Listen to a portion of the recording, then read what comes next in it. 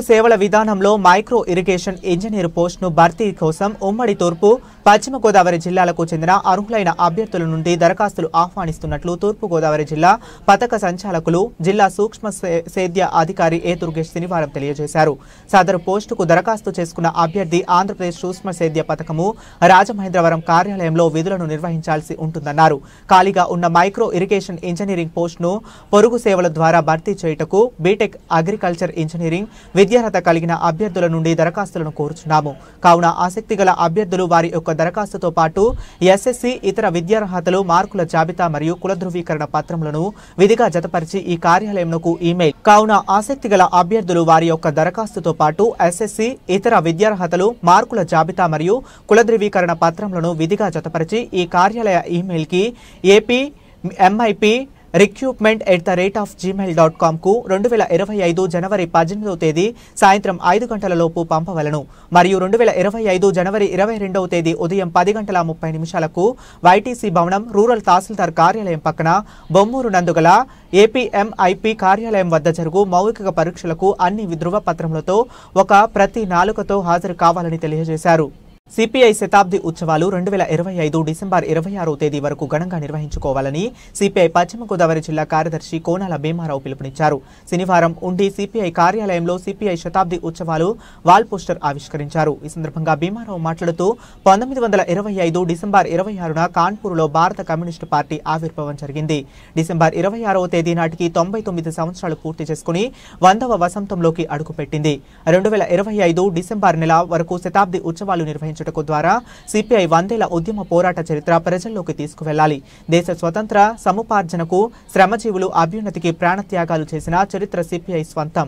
భూమి కోసం భుక్తి కోసం శ్రమజీవుల బానిసత్వ విముక్తి కోసం సాగిన తెలంగాణ సాయుధ పోరాటంలో వేలాది మంది కమ్యూనిస్టులు ప్రాణత్యాగాలు చేశారు. పశ్చిమ గోదావరి జిల్లాలో 18 మంది కమ్యూనిస్టులను కాల్చి చంపారు. దేశంలో పేదరికం దారిద్ర్యం నిర్మూలనకు ప్రజలందరికీ కనీస అవసరాలైనటువంటి కూడు గుడ్డ గూడు కల్పించాలని ఆర్థిక సామాజిక అసమానతలు లేని సమాజ స్థాపన లక్ష్యంగా సిపిఐ విరామం మెరుగని పోరాటాలు నిర్వహిస్తుందన్నారు. ఈ కార్యక్రమంలో సిపిఐ రాష్ట్ర సమితి సభ్యులు కలిశెట్టి వెంకట్రావు, సిపిఐ నాయకులు సనపల శ్రీనివాస్, పున్నాని అప్పారావు, బైరెడ్డి వెంకట్రావు, ఎడ్ల నాగేశ్వరరావు తదితరులు పాల్గొన్నారు. ఈ దేశానికి స్వాతంత్రం సాధించడంలో కీలక పాత్ర వహించింది సిపిఐ. అలాగే స్వాతంత్రం వచ్చిన తర్వాత ఏర్పడినటువంటి స్వతంత్ర భారతదేశంలో వచ్చినటువంటి ప్రభుత్వంలో ఈ దేశంలో పేదరికం దారిద్ర్యం నిర్మూలించాలి, ప్రజల కనీస అవసరాలైనటువంటి కూడు గూడు గుడ్డ అందరికీ కల్పించాలనే దాంతో పెద్ద ఎత్తున ఉద్యమిస్తూ ఉంది. అట్లాగే ఈ దేశంలో ఉన్నటువంటి ఆర్థిక అసమానతలు తొలగించడం కోసం, సామాజిక అసమానతలు తొలగించడం కోసం, వీళ్ళ ధనిక పేద తేడా లేనటువంటి అలాగే కుల మతాలకు అతీతమైనటువంటి సమసమాజ స్థాపన ధ్యేయంగా 100 ఏళ్లుగా కమ్యూనిస్ట్ పార్టీ ఈ దేశంలో తీవ్రమైనటువంటి కృషి చేస్తూ ఉంది. దేశంలో పేదలు అనిపిస్తున్నటువంటి సమస్యల పరిష్కారం కోసం, ఈ దేశంలో రైతాంగం వ్యవసాయ కూలీలు శ్రమజీవులు అనుభవిస్తున్నటువంటి సమస్యల పరిష్కారం కోసం, వారి ఉన్నతి కోసం విరామం లేనటువంటి పోరాటాలు కమ్యూనిస్ట్ పార్టీ సాగిస్తూ ఉంది. దురదృష్టవశాత్తు స్వాతంత్రం తర్వాత వచ్చినటువంటి ప్రభుత్వాలు తీవ్రమైన అవినీతి, బంధుప్రీతి, అశ్రిత పక్షపాతం కారణంగా ఈ దేశంలో పేదరికం దారిద్ర్యం నిర్మూలన కాకుండా ఇంకా కొనసాగుతూ ఉంది. ఈ దారిద్ర్యం నిర్మూలించే దానికోసం ఈ దేశంలో అసమానతలు సామాజిక ఆర్థిక అసమానతలు లేనటువంటి ఒక ఉన్నతమైనటువంటి సమాజమే లక్ష్యంగా కమ్యూనిస్ట్ పార్టీ కృషి చేస్తూ ఉంది. భవిష్యత్తులో కూడా మరిన్ని పోరాటాలకి కమ్యూనిస్ట్ పార్టీ సమాయత్తమవుతుంది. రెవెన్యూ విభాగం ఆధ్వర్యంలో చేపడుతున్న పౌర సేవలకు చెందిన ప్రగతిపై రాష్ట్ర రెవెన్యూ శాఖ మంత్రి అనగాని సత్యప్రసాద్ డిసెంబర్ 30వ తేదీన జిల్లా కలెక్టర్లతో అమరావతిలో ప్రాంతీయ సదస్సు సమీక్ష సమావేశం నిర్వహించనున్నారని తూర్పు గోదావరి జిల్లా కలెక్టర్ పి ప్రశాంతి తెలిపారు. శనివారం కలెక్టరేట్ కార్యాలయంలో జాయింట్ కలెక్టర్ ఎస్ చినరాముడు, జిల్లా రెవెన్యూ అధికారి టి సీతారామమూర్తి, కలెక్టర్ పరిపాలనా అధికారి ఎం అలీలతో రెవెన్యూ అంశాలపై కలెక్టర్ సమీక్ష నిర్వహించారు. ఈ సందర్భంగా కలెక్టర్ మాట్లాడుతూ రాష్ట్ర ప్రభుత్వం ప్రతిష్టాత్మకంగా చేపట్టిన గ్రామ రెవెన్యూ సదస్సులను పూర్తి స్థాయిలో విజయవంతం చేయడంలో ప్రజా ప్రతినిధుల సమక్షంలో ఆయా గ్రామ రెవెన్యూ సదస్సులను నిర్వహించడం జరుగుతున్నట్లు తెలిపారు. రెవెన్యూ శాఖ మంత్రి కలెక్టర్లతో నిర్వహిస్తున్న ప్రాంతీయ సదస్సులో ఫ్రీ హోల్డ్, తదుపరి రిజిస్టర్ చేయబడిన ఫ్రీ హోల్డ్ భూముల యొక్క పునఃపరిశీలన స్థితి, ప్రజా సమస్యల పరిష్కార విధానం, నీటి పన్ను, ప్రభుత్వాలే భూముల రక్షణ, ఆక్రమణల క్రమబద్ధీకరణ, ఇంటి స్థలాల స్థితి, గ్రామ సభ ఫిర్యాదుల పరిష్కార స్థితి, సర్వే రాయిపై పేర్ల తొలగింపు తదితర అంశాలపై సమీక్ష నిర్వహిస్తున్నారని తెలిపారు. ఈ క్రమంలో జిల్లా రెవెన్యూ డివిజన్, మండల స్థాయి పనితీరుపై సమీక్ష నిర్వహించే అవకాశం ఉందని తెలిపారు. గ్రామ రెవెన్యూ సదస్సులలో వచ్చిన అర్జీలను తప్పనిసరిగా పీజీఆర్ఎస్ పోర్టల్లో నమోదు చేయాలన్నారు. పీజీఆర్ఎస్ ద్వారా ముఖ్యమంత్రి, ఉప ముఖ్యమంత్రి, మంత్రులు, రాష్ట్ర ఉన్నత స్థాయి అధికారుల నుంచి వచ్చిన అర్జీలను త్వరితగతిన పరిష్కరించే దిశగా చర్యలు తీసుకోవాలని ఆదేశించారు. అజెండా అంశాలకు సంబంధించి నివేదికలలో క్షేత్రస్థాయి అధికారులు అందుబాటులో ఉండేలా చర్యలు తీసుకోవాలని, ఆ మేరకు సమన్వయం చేసుకోవాలని జిల్లా రెవెన్యూ అధికారిని కలెక్టర్ ఆదేశించారు.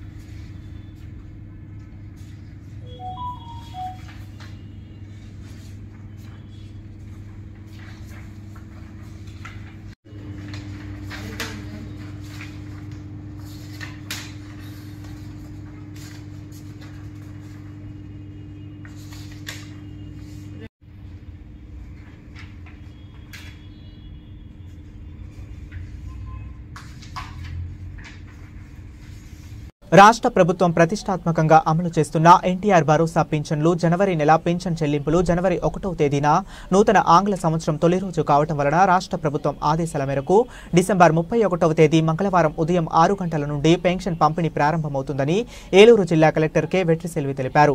డిసెంబర్ 31వ తేదీన పింఛన్లు ఏదైనా కారణం చేత తీసుకుని వారికి 2025 జనవరి 1వ తేదీన పంపిణీ చేయడం జరుగుతుందన్నారు.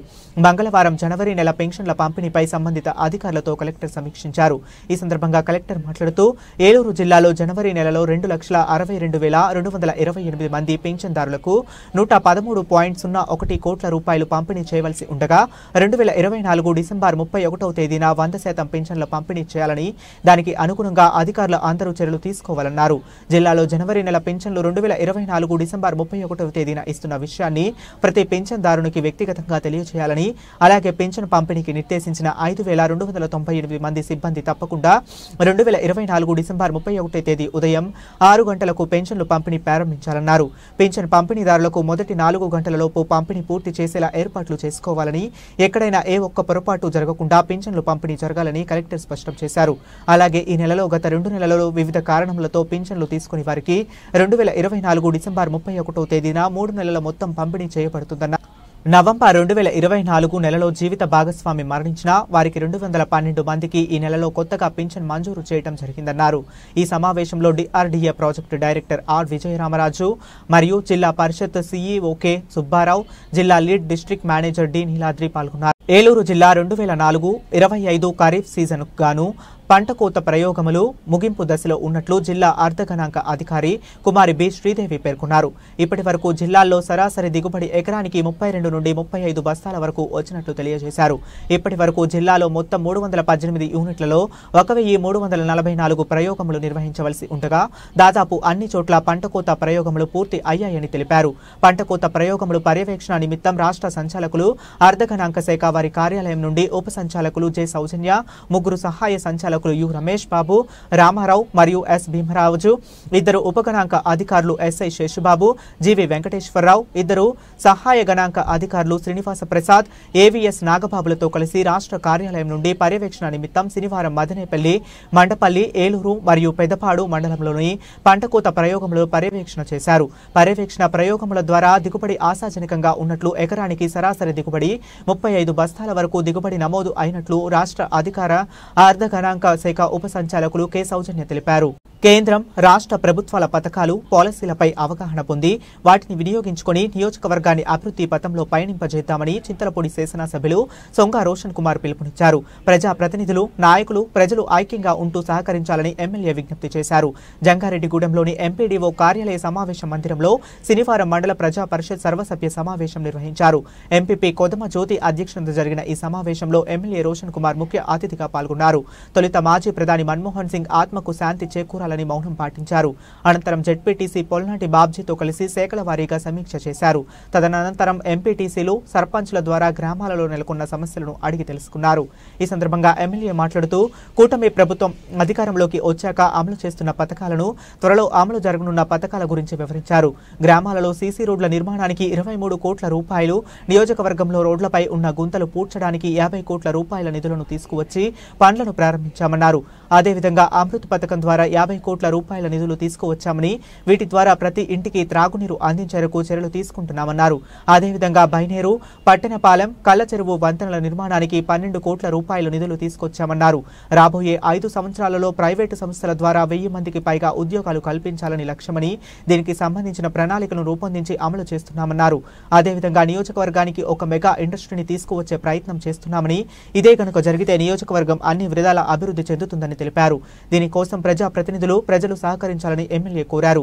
ఈ కార్యక్రమంలో ఎంపీడీఓ కృష్ణప్రసాద్, వైస్ ఎంపీపీ నారెండ్ల బుచ్చిబాబుతో పాటు వివిధ శాఖల అధికారులు, పలువురు ఎంపీటీసీలు, సర్పంచ్లు పాల్గొన్నారు. చింతల్పూర్ నియోజకవర్గానికి మొత్తం 23 కోట్ల రూపాయలతోటి చింతల్పూర్ నియోజకవర్గంలో గ్రామాల్లో సీసీ రోడ్లు మరి మనం ఈ రోజు వేసుకుంటున్నాం. మొన్న కూడా కలెక్టర్ గారు వచ్చి కొన్ని రోడ్స్ కూడా ఓపెన్ చేశారు. ఇవే కాకుండా మనకి సెంట్రల్ నుంచి కూడా స్కీమ్స్ ఉన్నాయి. మన ఫండ్స్ తెచ్చుకొని గ్రామాలు కూడా అభివృద్ధి చేసుకునే అవకాశం ఉంది. అంటే మనకి చాలా పాలసీస్ ఉన్నాయి, చాలా స్కీమ్స్ ఉన్నాయి. ఇవేంటంటే మనం ప్రజాప్రతినిధులుగా కూర్చొని మాట్లాడి మరి ఎక్కడి నుంచి తెచ్చుకోవాలి, ఎలా తెచ్చుకోవాలి, ఎప్పుడు తెచ్చుకోవాలనేది కలిసికట్టుగా చేసుకుంటే తప్పకుండా చింతల్పూర్ నియోజకవర్గం 100 మైళ్ళ స్పీడ్ లో వెళ్తునే దాంట్లో చెప్పడానికి సందేహం లేదు. చింతల్పూర్ నియోజకవర్గానికి ఈ గుంతల పూజ కార్యక్రమం కానివ్వండి, లేకపోతే కొత్త రోడ్స్ విషయంలో కానివ్వండి, మనకి 50 కోట్ల రూపాయలు శాంక్షన్ అవ్వడం జరిగింది. మరి మీరు చూడొచ్చు, కొన్ని చోట్ల ఆల్రెడీ వర్క్ స్టార్ట్ అయినాయి. ఏదైనా కూడా సంక్రాంతి కల్లా మరి ఈ యొక్క గుంతలు పూడ్చే ప్రోగ్రామ్ ని ఫినిష్ అని చెప్పి హాట్ హోల్ ఫ్రీ మిషన్ కింద ప్రభుత్వం చిత్తశుద్ధితో పనిచేస్తా ఉంది. అలాగే ఇంత చెప్పినట్టుగా మరి పట్టణపాలెం కానివ్వండి, బైనేరు కానివ్వండి, కళ్లచెరువు కానివ్వండి, ఆ మూడింటికి సంబంధించి కూడా 12 కోట్ల రూపీస్ శాంక్షన్ అవ్వడం కూడా జరిగింది. నా గోల్ ఏంటంటే 5 సంవత్సరాలు 1000 జాబ్స్ చింతల్పూర్ నియోజకవర్గానికి ఇవ్వాలని చెప్పి నాకు గోల్. దాంతో పాటుగా ఇండస్ట్రీ సంబంధించి చెప్పాను. నేను మెగా ఇండస్ట్రీ క్లస్టర్ పార్క్ ని నేను ప్రపోజల్ పెట్టిన 60% ఫినిష్ అయింది. ఇప్పుడు ల్యాండ్ ఎక్విజిషన్ లో మరి అటు ప్రభుత్వం అలాగే కంపెనీ ఎవరైతే వస్తున్నారో బయట కంట్రీ నుంచి డిస్కషన్ లో ఉంది. మరి విషయంలో నేను ఎటువంటి డిలే నా నుంచి ఎటువంటి డిలే లేకుండా కన్సిస్టెంట్ గా ఫాలోఅప్ చేసి చింతల్పూర్ నియోజకవర్గం తప్పకుండా మెగా క్లస్టర్ ఇండస్ట్రియల్ పార్క్ తీసుకొచ్చే విధంగా నేను కృషి చేస్తాను. అది వస్తే మాత్రం చెప్తున్నా చింతల్పూడి రూపురేఖలు మారిపోతాయి. సో దీనికి ఏంటంటే చిత్తశుద్ధి పనిచేసే నాయకుడు కావాలి, నాయకత్వం కావాలి, దానికి మరి సపోర్ట్ చేసే ప్రజలు కావాలి, ప్రజాప్రతినిధులు. కాబట్టి మిమ్మల్ని అందరూ కూడా రిక్వెస్ట్ చేస్తున్నాను. మరి నేను ఏదైతే అనుకుంటున్నానో మరి ప్రభుత్వం ఏదైతే మరి ఈ యొక్క ఇండస్ట్రియల్ పాలసీ ద్వారా ఇన్సెంటివ్స్ ఇస్తుందో అవన్నీ కూడా యూజ్ చేసుకొని మనం పార్టీలకు అతీతంగా మరి చింతల్పూర్ని ఒక రోల్ మోడల్ కాన్స్టిట్యుయెన్సీ చేసే విధంగా మీ అందరూ కూడా మరి సహకరిస్తారని నమ్ముతున్నాను నేను. APS RTC cargo door delivery సేవలను ప్రజలు సద్వినియోగం చేసుకోవాలని Jangareddygudem depot manager PPV Gangadhar Rao కోరారు. ఆర్టీసీ డోర్ డెలివరీ మాసోత్సవాలలో భాగంగా జంగారెడ్డిగూడెం ఆర్టీసీ డిపో ఆధ్వర్యంలో శనివారం అవగాహన ర్యాలీ నిర్వహించారు. పట్టణంలోని ఆర్టీసీ డిపో వద్ద ప్రారంభమైన ఈ ర్యాలీ పోసుపమ్మ సెంటర్, గంగారమ్మ గుడి సెంటర్ మీదుగా బట్టాయిగూడెం రోడ్డుకు చేరుకుని మరలా అక్కడ నుంచి ఆర్టీసీ డిపో వరకు కొనసాగింది. ఈ సందర్భంగా డిపో మేనేజర్ గంగాధర్రావు మాట్లాడుతూ ఆర్టీసీ కార్గో డోర్ డెలివరీ సేవలపై ప్రజలకు విస్తృతంగా అవగాహన కల్పిస్తున్నామన్నారు. కావున ప్రజలు తమ సేవలను సద్వినియోగం చేసుకోవాలని కోరారు. ఈ కార్యక్రమంలో ఏఎం వరలక్ష్మితో పాటుగా అధికారులు, సిబ్బంది పాల్గొన్నారు.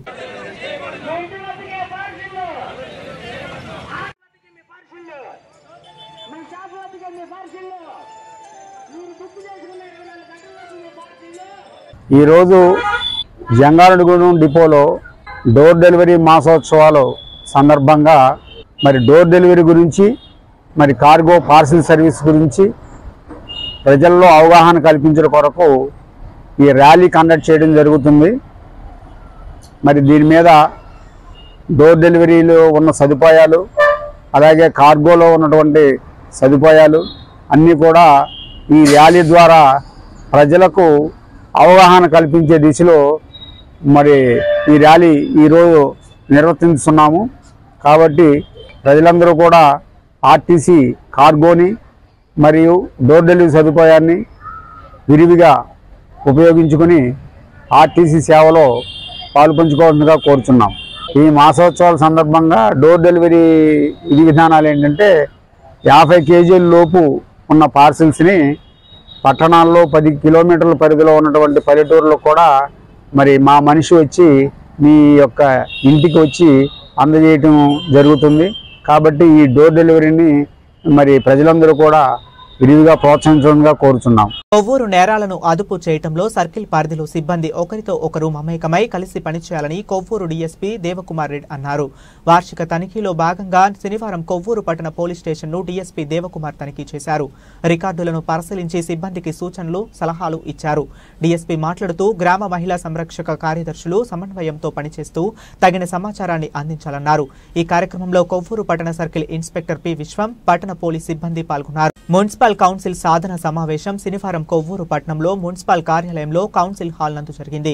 మున్సిపల్ చైర్పర్సన్ భావన రత్నకుమారి అధ్యక్షతన జరిగిన ఈ సమావేశంలో municipal commissioner T Nagendra Kumar 42 అంశాలతో కూడిన అజెండాను ప్రవేశపెట్టారు. అజెండాలోని ప్రతి అంశాన్ని కౌన్సిల్ సభ్యులు పరిశీలించి అభిప్రాయాలు తెలియజేయడంతో చైర్పర్సన్ భావన రత్నకుమారి ఆమోదం తెలిపారు. 42 అంశాలను కౌన్సిల్ సభ్యులు పరిశీలించగా 18వ అంశాన్ని వాయిదా వేసినట్లుగా చైర్పర్సన్ తెలిపారు. ఈ కార్యక్రమంలో కౌన్సిల్ సభ్యులు, కో ఆప్షన్ సభ్యులు, మున్సిపల్ అధికారులు, వివిధ శాఖల అధికారులు పాల్గొన్నారు.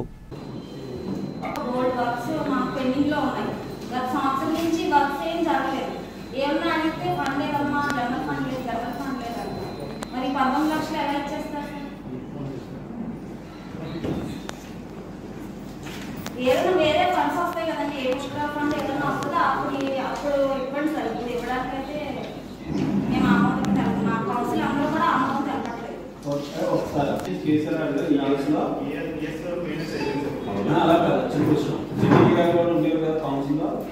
అసలు ఎప్పుడు పిలిస్తే వచ్చాడు కదా, స్ట్రీట్ లైట్ లో పిల్లమని చిన్ని గారు చెప్పేవారు కదా, రామని అతనికి ఇచ్చాం కదా, కాంట్రాక్ట్ ఇచ్చాము, అతను ఎందుకు రావట్లేదు అసలు వచ్చేవాడు కదండి.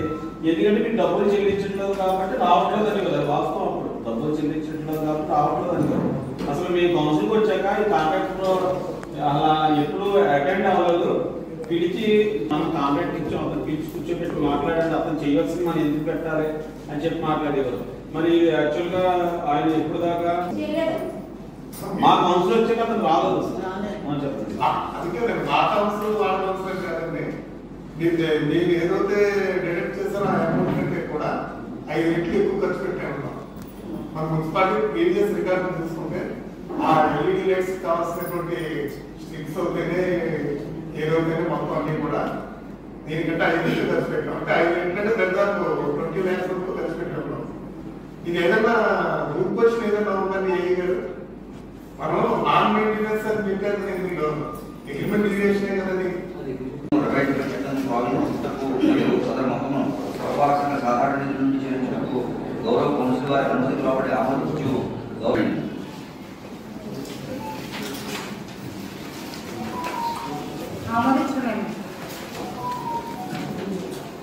Subject number 11 ROS number 210/30/2006 ESL తక్షణమే మెసర్స్ ఈఎస్ఎల్ కంపెనీ వారికి 15th ఫైనాన్స్ గ్రాంట్ లేదా 17/4/2015 అగ్రిమెంట్ చేసి ఉన్నారు. సదరు అగ్రిమెంట్ అక్టోబర్ 2021 నాటికి ముగిసి ఉన్నది. సదరు అగ్రిమెంట్ ప్రకారం ఈఎస్ఎల్ కంపెనీ వారికి చెల్లించవలసిన డిమాండ్ మొత్తము 2,56,87,100 రూపాయలు వచ్చింది. 15/M2 డేట్ 2/8/2017 ద్వారా ప్రభుత్వ ఉత్తర్వుల ప్రకారం ఈఎస్ఎల్ వారికి టోటల్ డిమాండ్ నుండి 90% మొత్తం అనగా విడతల వారీగా 22/8/2017 17,09,389 రూపాయలు, 13/9/2017 23 ఇవి ఇప్పటి వరకు అప్డేట్స్. మరిన్ని